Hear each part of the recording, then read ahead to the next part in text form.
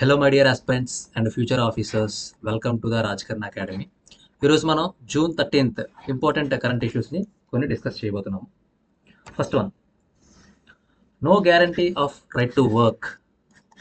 Article ఏం చెప్తుంది? Right to work గురించి. Right to work is not a fundamental right under part 3 of the constitution. It is a DPSP article 41. Okay, ఇక్కడ మనం first right to work గురించి చూద్దాం. Right to work అనేది fundamental right కాదు. Fundamental rights ఏ పార్ట్లోనే అండి?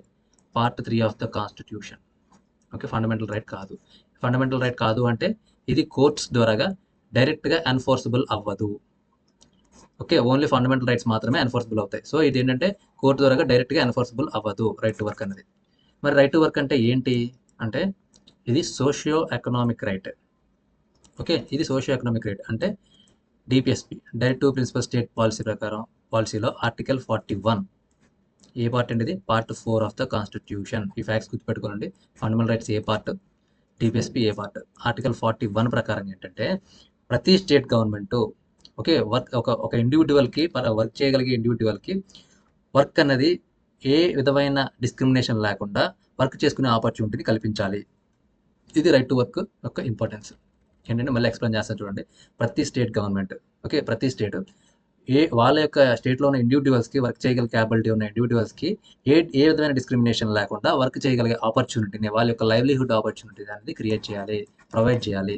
ఓకే, నెక్స్ట్ ఇప్పుడు ఈ కాంటెక్స్ట్లోని డిపిఎస్పి ఆర్టికల్ 41 ఏం చెప్తుంది అంటే స్టేట్ ప్రొవిజన్స్ చేయాలి. ఏంటి అంటే రైట్ టు వర్క్ విషయంలోని, రైట్ టు ఎడ్యుకేషన్ విషయంలోని ఏంటంటే వాళ్ళ యొక్క స్టేట్ యొక్క క్యాపబిలిటీస్ ప్రకారంగా వాళ్ళు ప్రొవిజన్ చేసుకోవచ్చు. అంటే ఏంటంటే ఇప్పుడు ఒక స్కీమ్స్ ఇంప్లిమెంటేషన్లో కానీ, లేకపోతే ఎడ్యుకేషన్ అనేది ఏంటంటే స్కూల్ ఎడ్యుకేషన్గా కాకుండా హైయర్ ఎడ్యుకేషన్కి ఎక్స్పాండ్ చేయడం కానీ, ఇలాంటివన్నీ ఏంటంటే స్టేట్ యొక్క ఫైనాన్స్ మీద డిపెండ్ అయి ఉంటుంది. స్కూల్ ఎడ్యుకేషన్ అనేది ఎలానో కంపల్సరీ ఎడ్యుకేషన్, అది మనకు తెలుసు, అది ఫండమెంటల్ రైట్. కానీ హైయర్ ఎడ్యుకేషన్ అనేది ఏంటంటే స్టేట్ యొక్క ఎకనామికల్ కండిషన్ మీద డిపెండ్ అయి ఉంటుంది. ఓకే, నెక్స్ట్ ఆర్టికల్ చూద్దాం. Right to work is not a fundamental right. It is a DPSP under article 41 of the constitution. ఇక్కడ చూడండి, secure right to work, education, public assistant with in the economic capacity limits. చూసారు ఇక్కడ economic capacity limits అంటే for example ఇప్పుడు బీహార్, ఒడిస్సా, లేకపోతే ఏవైనా కొంచెం economically backward states ఏవైతే ఉన్నాయో అవి మిగతా స్టేట్స్ ఇంప్లిమెంట్ చేస్తున్నాయి కదా స్కీమ్స్, మరి మీరు ఎందుకు ఇంప్లిమెంట్ చేయొచ్చు అని క్వశ్చన్ మార్క్ చేయలేము. ఎందుకు అంటే ఇది కంప్లీట్గా స్టేట్ యొక్క ఎకనామికల్ కండిషన్ మీద ఉంటుంది. స్టేట్ దగ్గర డబ్బులు ఉంటే ఇంప్లిమెంట్ చేస్తుంది, డబ్బులు ఇంప్లిమెంట్ చేయలేకపోతుంది. సో దీన్ని మనం ఛాలెంజ్ చేయలేం కోర్టులోని. ఓకే, ఈ కేసులో Olga Tellis versus Bombay municipal corporation కేసులో ఏంటంటే రైట్ టు లైవ్లీహుడ్ ఉంది ఆర్టికల్ 21 కింద రికగ్నైజ్ ఇంటర్ప్రిట్ చేయడం జరిగింది. ఇది గుర్తుపెట్టుకోండి, ఇంపార్టెంట్ పాయింట్. ఓకే, ఇక్కడ ఎంజీ నరేగా 20 ఎంజీ నరేగా అంటే ఫుల్ ఫామ్ ఏంటంటే Mahatma Gandhi national rural employment guarantee scheme. ఓకేనా, 2005. దీని ప్రకారంగా ఏంటంటే 100 వేజ్ ఎంప్లాయ్మెంట్ అనేది రూరల్లో ఉన్న ప్రతి వర్కర్కి ప్రొవైడ్ చేయాలి, ప్రతి లేబర్కి ప్రొవైడ్ చేయాలి. Okay, 100 days wage employment. ఇది ఏ వర్క్ అయి ఉండాలి? అన్స్కిల్డ్ వర్క్ అయి ఉండాలి. చూడండి, ఇది ఎగ్జామ్ ఓరియంటెడ్ అడుగుతారు క్వశ్చన్స్. స్కిల్డా సెమీ స్కిల్డ్ అని అడుగుతాడు. ఇక్కడ ఏంటంటే అన్స్కిల్డ్ వర్క్ అయి ఉండాలి, 100 వేజ్ ఎంప్లాయ్మెంట్ అయి ఉండాలి. ఇది ఎంత డ్యూరేషన్కి అండి? Per year. Okay, MG NREGA. ఇలాగే గవర్నమెంట్ ఇనిషియేటివ్స్ ఏంటంటే ఉన్నాయి ఈ రైట్ టు వర్క్ని ఎంకరేజ్ చేయడానికి. గవర్నమెంట్ ఇనిషియేటివ్స్ ఏమున్నాయంటే startup India, okay, skill India, MG NREGA, make in India. ఇవన్నీ ఏంటంటే గవర్నమెంట్ యొక్క ఇనిషియేటివ్స్ రైట్ టు వర్క్ని ఎంకరేజ్ చేయడానికి అనమాట. నెక్స్ట్ ఈ కంటెక్స్లో ఎంజీ నరేగా అనేది ఇంపార్టెంట్. ఆర్టికల్ 41 ఇంప్లిమెంట్ చేస్తుంది. Next activist Nikhil Dey MG NREGA architect and Arun Roy opposes VBG Gram bill replacing MG NREGA. ఇక్కడ ఇంకో ఇంపార్టెంట్ పాయింట్ అండి, ఎంజీ నరేగా ఆర్కిటెక్ట్ ఎవరు? నిఖిల్ దే. ఇది ఎగ్జామ్ పాయింట్ ఆఫ్లో గుర్తుపెట్టుకోవాలి. Next article 16 guarantees equality of opportunity in public employment. Article 43 prohibits forced labour or bonded labour. Article 16 ఏంటంటే employment విషయంలోని ఎటువంటి డిస్క్రిమినేషన్ ఉండకూడదు, ఫెయిర్ ఆపర్చునిటీని ప్రొవైడ్ చేయాలి. ఇది ఫండమెంటల్ రైట్. అంటే ఏంటంటే right to work related articles ఏమున్నాయి అన్నీ గుర్తుపెట్టుకోవాలి. Okay, article 21, article 41, article 16, article 23.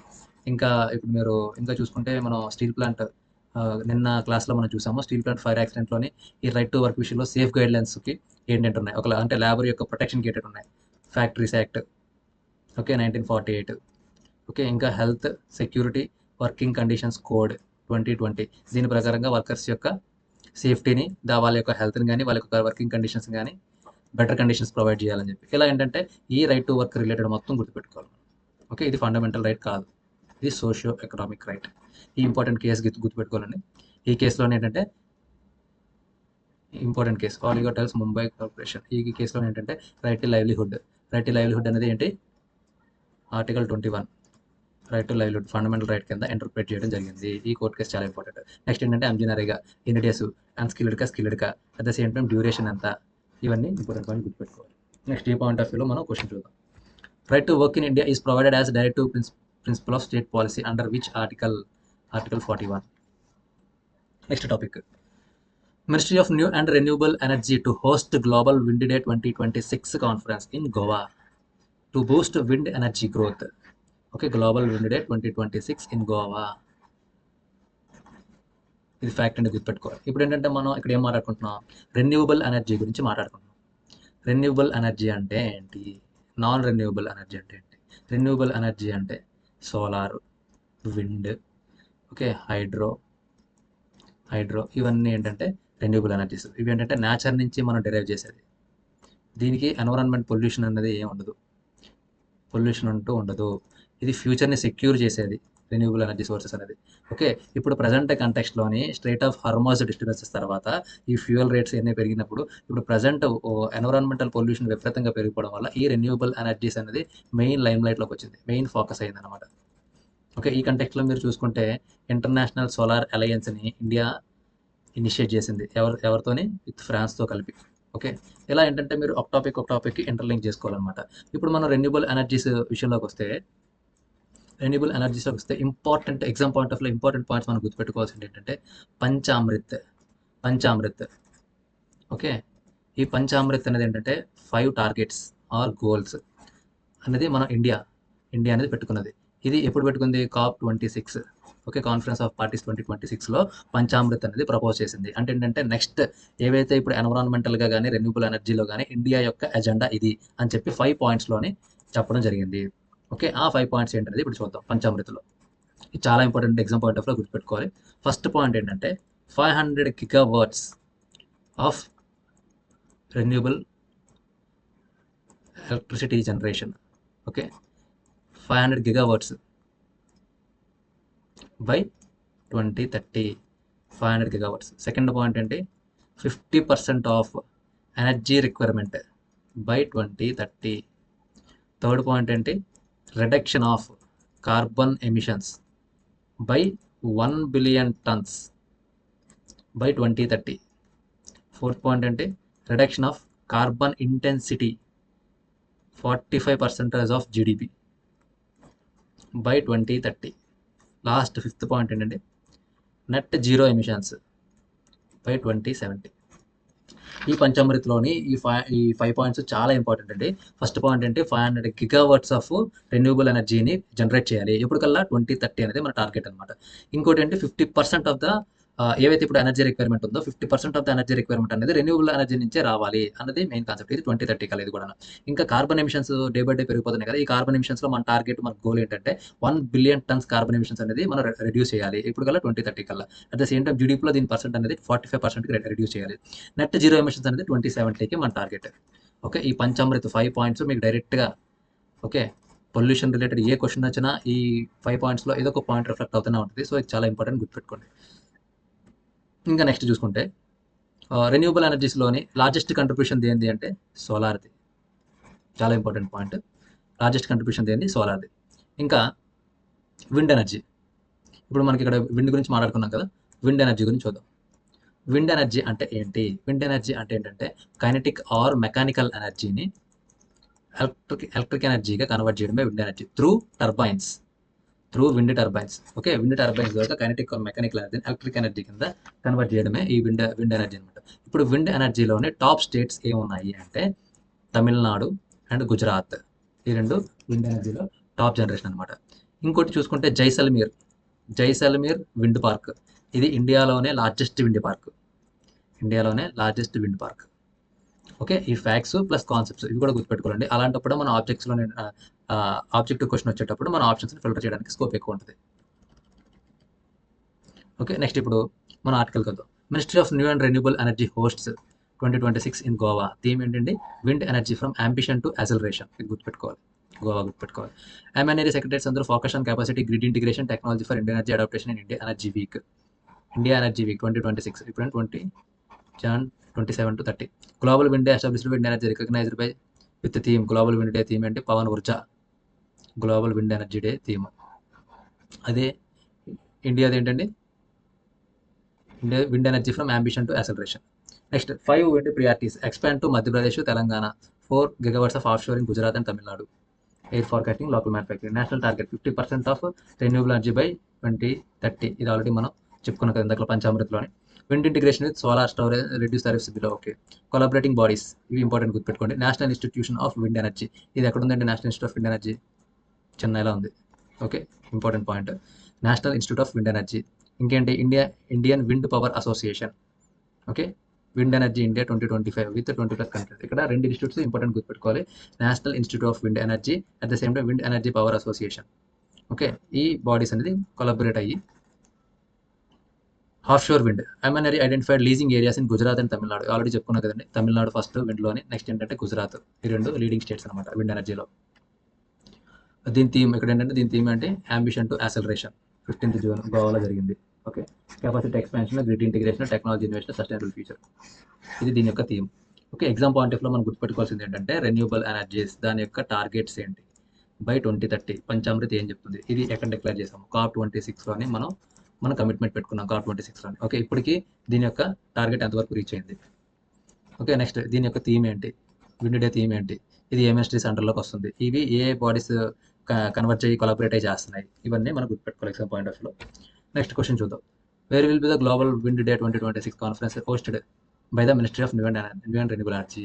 చూడండి, ఇది రెన్యూబుల్ ఎనర్జీ ఈ మినిస్ట్రీ కింద వస్తుంది, ministry of new and renewable energy. ఇది కూడా ఇంపార్టెంట్ పాయింట్ గుర్తుపెట్టుకోండి. ఓకే, ఇది ఎక్కడ జరిగింది? కాన్ఫరెన్స్ గోవాలో జరిగింది. Next, India AI mission launches indigenous వారియా a video story generating AI model claim to offer quality at affordable price.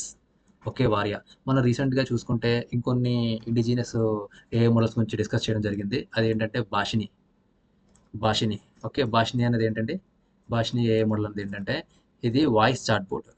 Okay, voice chat bot. ఇది ఏంటంటే టెక్స్ట్ నుంచి voice conversation, at the same time speech recognition.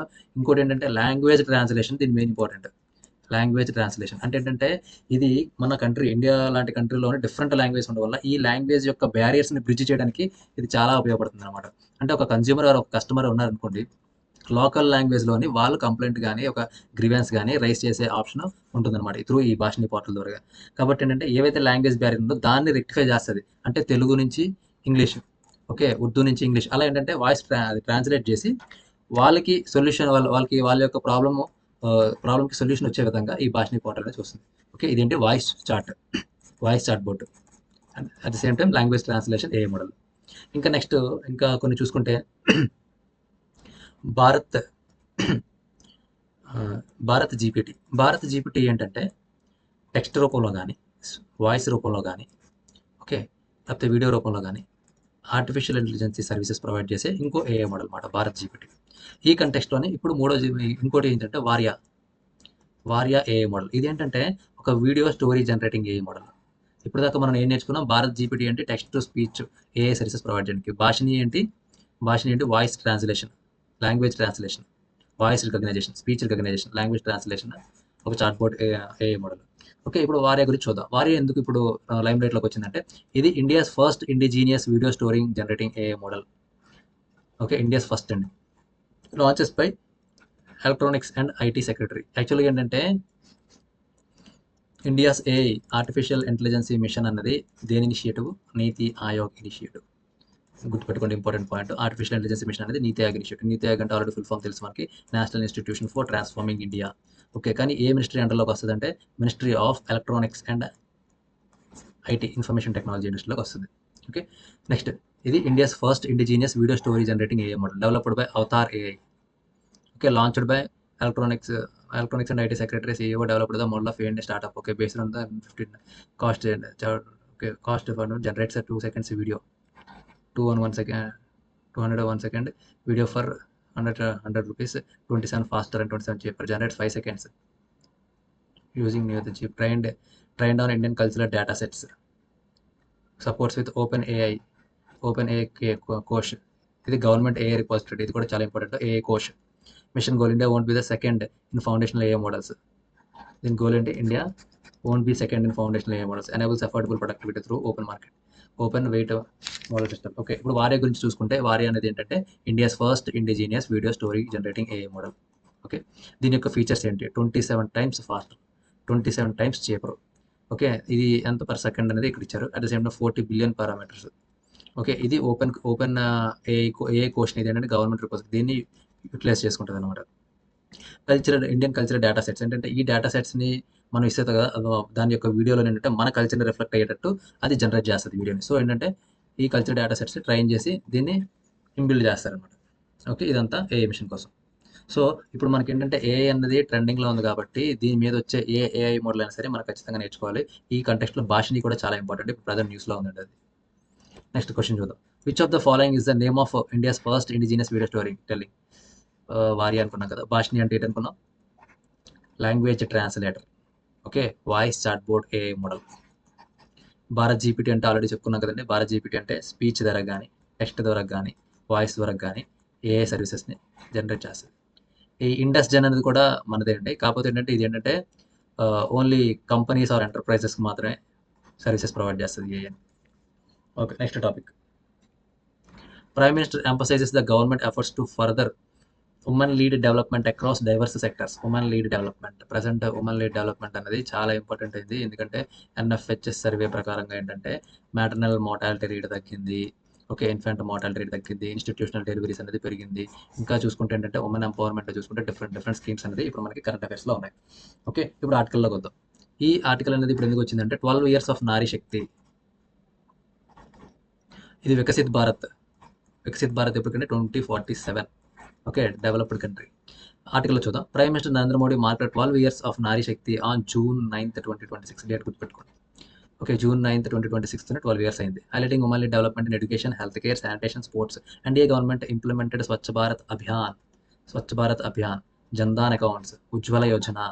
ఈ Jan Dhan accounts ఏంటంటే మనం ముందు మాట్లాడుకున్నాం కదా, financial inclusion. Okay, financial inclusion.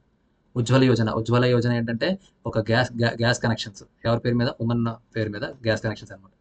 ప్రధానమంత్రి ముద్రా యోజన లోన్స్, ఎంఎస్ఎంఈస్కి Mudra loans. 70% collateral loan to women entrepreneur. Stand Up India 80% women benefits for green startups. PM Awas Yojana house ఎవరి పేరు మీద అండి? ఉమెన్స్ నేమ్ మీద. బేటీ బచావో బేటీ పదావో, ఇది దేనికి? చైల్డ్ సెక్స్ రేషియో ఇంప్రూవ్ చేసుకోవడానికి. ఇది కూడా లేటెస్ట్గా మనం 2-3 days బ్యాక్ కరెంట్ అఫైర్లో చెప్పుకున్న చైల్డ్ సెక్స్ రేషియో హర్యానాలోని రిడ్యూస్ అయ్యింది. ఓకే, హర్యానాలో చైల్డ్ సెక్స్ రేషియో అనేది రిడ్యూస్ అయింది. సో ఇది అనేది కూడా important current affair. Self help groups for financial independence. Namo drone Didi. Okay, drone operating ఎవరికి? ఉమెన్స్కి. సెల్ఫ్ హెల్పింగ్ గ్రూప్ ఉమెన్స్కి అనమాట. మిషన్ శక్తి అనేది ఒక అంబ్రెల్లా ప్రోగ్రామ్. ఓకే, ఇందులోని సంబల్ 2 components ఉంటాయి అనమాట మిషన్ శక్తిలో.